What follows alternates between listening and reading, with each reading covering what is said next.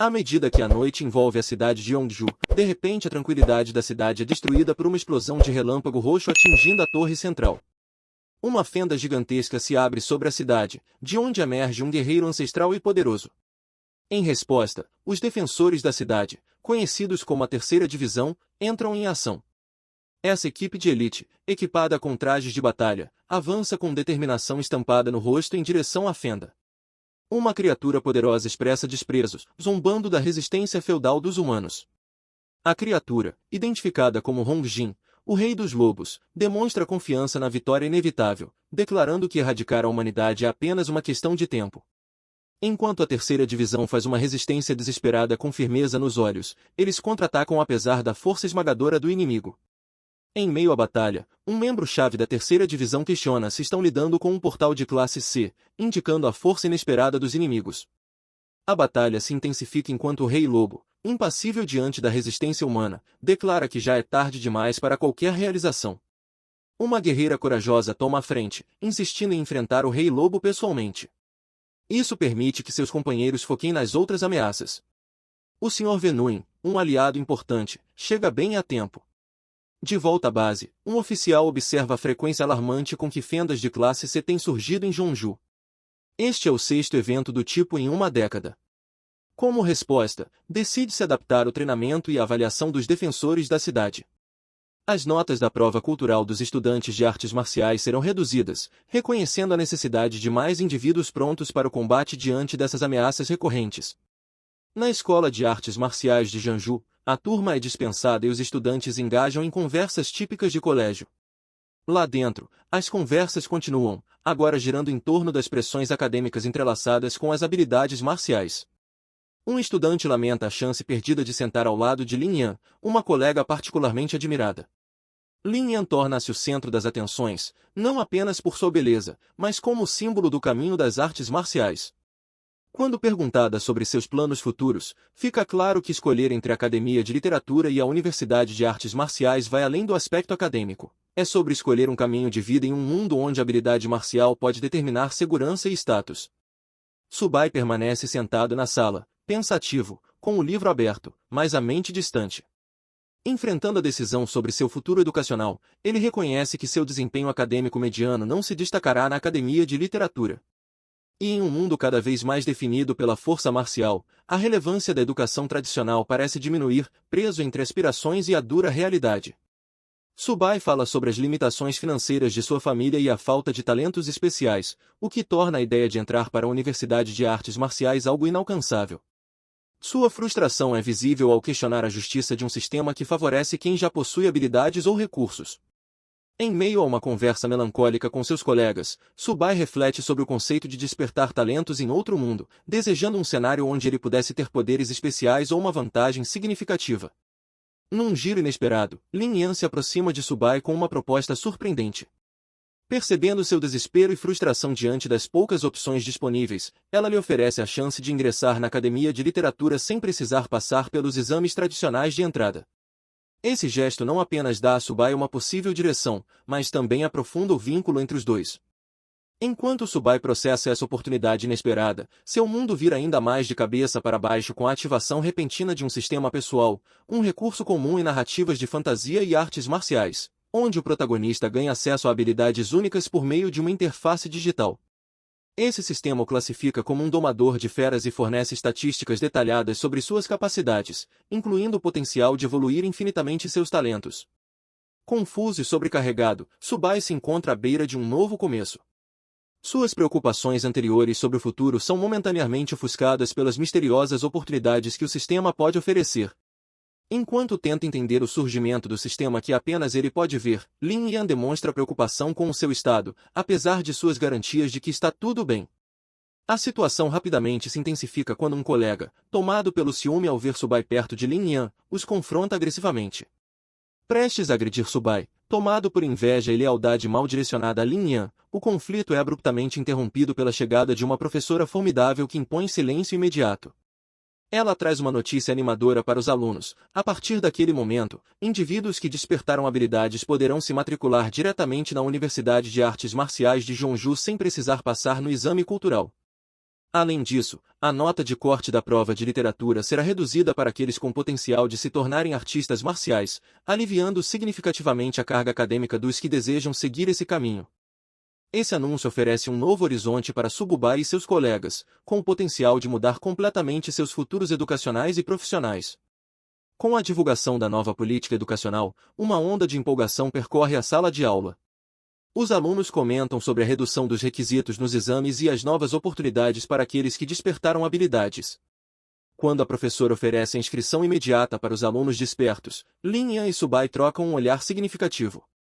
Lin especula sobre as possibilidades que esse novo caminho pode abrir para Sububai, sugerindo um futuro onde ele não apenas ingresse na Universidade de Artes Marciais, mas também possa se destacar dentro dela.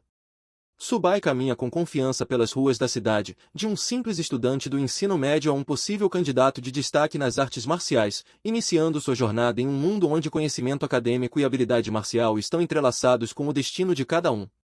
No dia 18 de setembro de 1906, uma imensa fenda espacial se abriu no céu acima de Jeonju, mudando o curso da história. Dessa fenda, surgiu uma horda de monstros aterrorizantes, que espalharam o caos e a destruição pela cidade. As criaturas eram implacáveis, e seus ataques causaram danos generalizados e pânico. Com a situação se tornando cada vez mais crítica, os exércitos de diversos países se mobilizaram, unindo forças para enfrentar esses invasores monstruosos. As batalhas foram intensas e prolongadas, com perdas significativas de ambos os lados, mas eventualmente as forças militares conseguiram repelir os monstros. Esse evento marcou um ponto de virada para Jeonju, destacando tanto a vulnerabilidade da cidade diante de ameaças sobrenaturais quanto a capacidade da comunidade global de responder a crises sem precedentes. Apesar das repetidas tentativas militares de conter a ameaça, a fenda continuava a gerar monstros, o que levou à adoção de uma medida drástica. Reconhecendo a persistência do perigo, foi tomada a ousada decisão de enviar um esquadrão suicida para dentro da fenda, com o objetivo de reunir informações e investigar suas origens. Lá dentro, eles descobriram uma terra vasta e sem limites, sugerindo uma complexa rede de mundos além do seu próprio. Diante da grandiosidade dessa descoberta, os exércitos do mundo se uniram para construir uma base militar formidável diretamente dentro da fenda. Essa estratégia visava fortalecer as defesas da humanidade, permitindo combater os monstros em sua origem, e quem sabe até controlar ou fechar a fenda. Essa base representa a resiliência da humanidade e seu compromisso em proteger o mundo contra a ameaça constante de perigos extraterrestres. Uma nova era para a humanidade começou oficialmente com o surgimento de outras fendas no céu. Após a primeira em 1906, uma segunda e uma terceira surgiram em rápida sucessão em 1907, e logo muitas outras se seguiram. Ao longo do século, essas fendas tornaram-se mais frequentes, cada uma introduzindo um tipo único de monstro. Cientistas passaram a chamar as dimensões interconectadas por trás das fendas de o campo de batalha das 10.000 raças. À medida que as fendas se multiplicavam, aumentavam também as batalhas e as espécies de monstros que emergiam. Essa guerra contínua exigiu cooperação global, o que resultou na construção de bases militares dentro das fendas, para combater as ameaças diretamente na fonte. Curiosamente, junto às batalhas físicas, também ocorreu uma transformação na própria humanidade. A energia espiritual da Terra começou a se elevar, despertando habilidades latentes nas pessoas e dando origem a uma nova era de artistas marciais e indivíduos com superpoderes. Com o aumento da intensidade dos conflitos, as armas tradicionais passaram a ser insuficientes, sendo substituídas pelo poder desses seres despertos. Essa guerra em andamento entre humanos e as inúmeras raças alienígenas vindas das fendas continua até os dias de hoje, afetando profundamente todos os aspectos da vida na Terra, incluindo reformas educacionais como as vistas na Universidade de Artes Marciais de Jeonju, o que demonstra a gravidade e o alcance dessa crise global. Tendo ativado um sistema que lhe concede a habilidade de domar feras, Subai decide usar esse novo poder para proteger sua família em um mundo cada vez mais perigoso. Reconhecendo a urgência de aprimorar suas habilidades, ele decide se matricular em uma universidade de artes marciais com apoio militar, que não só o treinaria adequadamente, mas também o colocaria em posição de contribuir diretamente para a defesa da humanidade contra as fendas. Felizmente, a habilidade especial de Subai, de domar feras, o qualifica para a admissão sem a necessidade de exames tradicionais, um benefício que se alinha perfeitamente com as recentes reformas educacionais. Munido de suas economias, somando mais de 2.000 moedas, ele se dirige à universidade com determinação, esperançoso de que seus recursos financeiros serão suficientes para cobrir quaisquer despesas adicionais. Ao entrar na universidade, ele se lembra de que seu sistema deveria detectar automaticamente oportunidades adequadas para ele. No entanto, ao atravessar os portões, nada acontece, o que o deixa momentaneamente confuso. Ele então se dirige à recepção em busca de orientações sobre como prosseguir, um passo concreto em direção ao seu sonho de se tornar um protetor, não apenas de sua família, mas de toda a sua cidade. Ao entrar na universidade, Sububai declara sua nova habilidade como domador de feras e pergunta sobre os tipos de feras disponíveis para domar. Ele é direcionado a várias opções, cada uma com preços e capacidades diferentes. A primeira fera que ele considera é um gato preto comum com uma linhagem de sangue do submundo, custando 36.000 ienes, um valor que ele considera absurdamente caro, considerando suas economias. Sua atenção então se volta para um cachorro de 4 orelhas, que possui linhagem do lobo demoníaco de 6 orelhas e custa um pouco menos, 33.000 ienes. Ainda explorando suas opções, ele vê outras feras, incluindo uma que custa 56.000 ienes e outra de impressionantes 90.000 ienes, o que intensifica seu dilema ao tentar equilibrar o potencial de cada fera com suas limitações financeiras. Diante desses preços exorbitantes, Sububai percebe que suas economias podem não ser suficientes como ele esperava, o que o obriga a tomar decisões estratégicas sobre qual fera oferece o melhor equilíbrio entre custo e potencial para sua jornada como artista marcial. Frustrado com os preços abusivos da universidade e sentindo-se enganado pelas opções disponíveis, Sububai retorna para casa. Lá, ele expressa sua insatisfação com o quão caro é cada fera apenas por conta de sua linhagem. Ao chegar, o sistema misterioso de Sububai, que estava inativo até então, subitamente se ativa e propõe uma oportunidade inesperada de domar uma pequena tartaruga. Apesar da surpresa inicial e da aparente insignificância da criatura, essa reviravolta pode sugerir potenciais ocultos ou qualidades que ainda não são visíveis. Essa situação prepara o terreno para Sububai explorar e talvez descobrir habilidades únicas que poderiam ajudá-lo significativamente em sua missão de proteger sua família e prosperar em um mundo caótico. Após o choque e a diversão iniciais diante da ideia de domar uma tartaruga aparentemente comum, Sububai reavalia a situação. Seu sistema revela o potencial da tartaruga, indicando que, apesar de ser uma criatura comum de nível iniciante, ela possui uma linhagem latente que pode evoluir infinitamente, e eventualmente, atingir um nível de poder formidável. Intrigado com essa revelação, Sububai decide encarar o desafio, usando sua nova habilidade para enxergar além das aparências e explorar as vantagens únicas que sua primeira fera domada pode oferecer. Ao aceitar a tartaruga como sua aliada, a atitude de Sububai muda de ceticismo para curiosidade e determinação. Ele se compromete a desenvolver as habilidades da tartaruga, utilizando as orientações do sistema para desbloquear e maximizar seu potencial. Essa decisão não só marca o início de sua jornada como domador de feras, mas também simboliza seu crescimento ao se adaptar aos desafios de suas novas habilidades e à realidade de um mundo onde o sobrenatural se tornou parte do cotidiano da sobrevivência e do combate. O ceticismo inicial de Sububai quanto à sua primeira fera domada, uma tartaruga, rapidamente se transforma em entusiasmo ao descobrir seu verdadeiro potencial. A tartaruga, carinhosamente chamada de Zaba, revela-se portadora da linhagem sagrada Zunwu. Apesar de sua aparência simples e tamanho pequeno, Sububai reconhece o valor da tartaruga e decide que ela vale muito mais do que ele imaginava, recusando-se a trocá-la por qualquer outra. Em casa, o entusiasmo de Sububai com sua nova fera é recebido com desconfiança protetora por sua irmã, Suzy, que demonstra um apego imediato a Zaba, chamando-a de o bebê do papai. Enquanto Sububai e Suzy interagem com Zaba, a tartaruga surpreende a todos ao pedir comida, revelando uma personalidade mais viva e divertida do que se esperava. A situação de Sububai piora quando Zaba, a tartaruga aparentemente inofensiva, revela um apetite voraz que surpreende até mesmo ele e sua outra irmã, Xiumi. Quando Sububai nota a fome insaciável da tartaruga, ele começa a suspeitar que isso pode ser um sinal de evolução iminente, sugerindo que seu potencial escondido está ligado à sua linhagem sagrada. Enquanto Sububai corre para encontrar mais comida para satisfazer a fome de Zaba, a situação em casa se transforma em caos. O apetite da tartaruga gera uma cena barulhenta e confusa, deixando a casa completamente bagunçada. A família retorna para o que parece ser o cenário de um assalto, apenas para descobrir que é o novo mascote de Sububai causando toda a confusão. As reações dos familiares, que vão da diversão à perplexidade, pintam um quadro vívido da vida com um animal mágico. Sububai rapidamente percebe que a sombra da sua habilidade havia desaparecido instantaneamente, e que a linhagem da tartaruga negra ainda estava adormecida, mas consumindo mais energia. Com isso em mente, ele decide ir até um local específico. Ao chegar a um edifício com um emblema distinto de dragão, ele entra. Lá dentro, uma mulher familiar o cumprimenta, perguntando se ele finalmente decidiu qual fera comprar.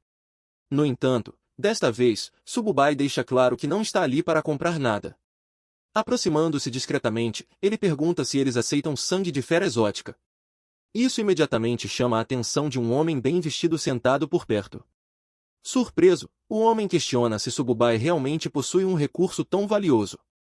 O homem faz um gesto de aprovação, permitindo que a mulher prossiga enquanto Sububai se prepara. Com um gesto casual, o homem então convidou Sububai para se sentar e conversar mais a fundo. Curioso, ele pediu para examinar primeiro o sangue da fera exótica. Sububai, confiante na qualidade do material, concordou sem hesitar. Pegando um pequeno frasco, o homem o inspecionou cuidadosamente. Ao perceber a autenticidade e a qualidade superior do sangue, ele imediatamente perguntou quanto Sububai queria por ele. Sububai calculou o esforço que teve para extrair o sangue da fera, considerando seu valor. Ele esperava pelo menos 100 yuans. No entanto, quando o homem ofereceu casualmente 1000 yuans, Sububai ficou visivelmente chocado. A reação dele fez o homem dar um leve sorriso, percebendo que Sububai realmente entendia o valor do produto.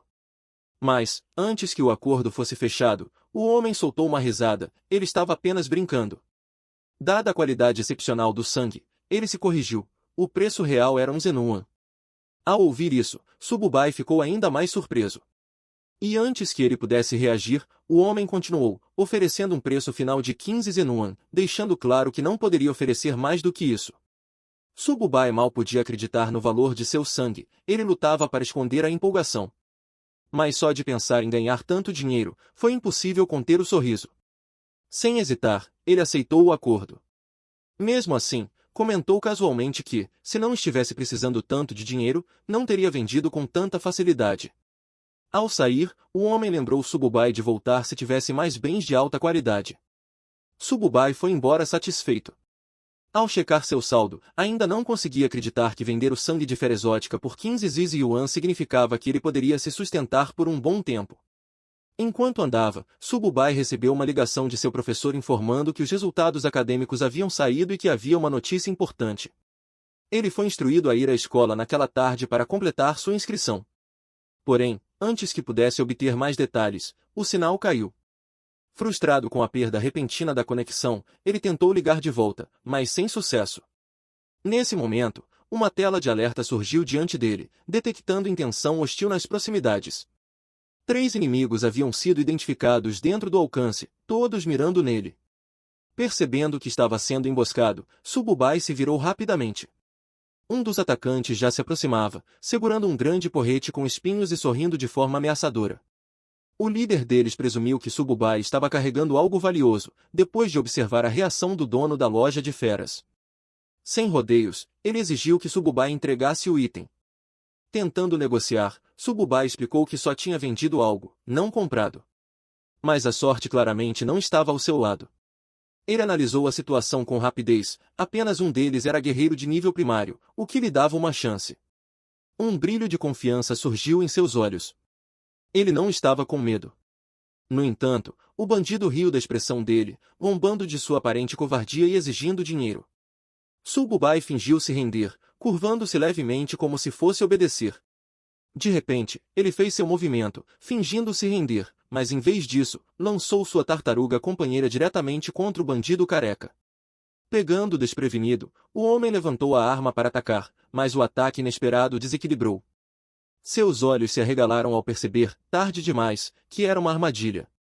O pânico tomou conta e ele gritou de medo.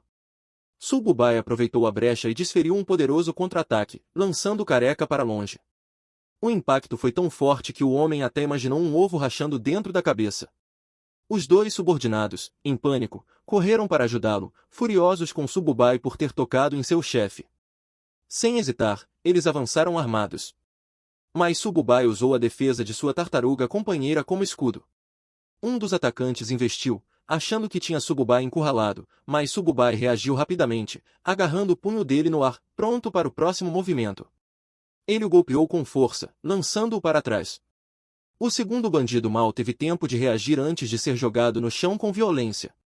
O líder careca, agora se recompondo, rugiu de fúria.